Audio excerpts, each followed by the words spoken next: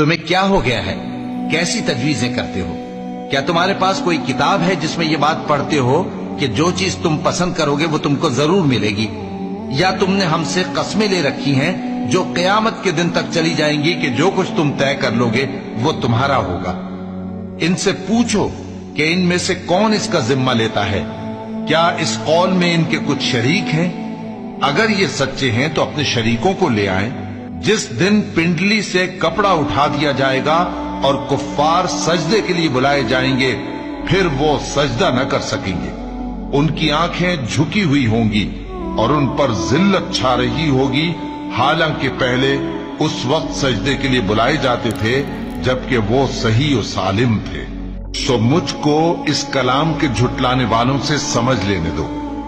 ہم ان کو آہستہ آہستہ ایسے طریق سے پکڑیں گے کہ ان کو خبر بھی نہ ہوگی۔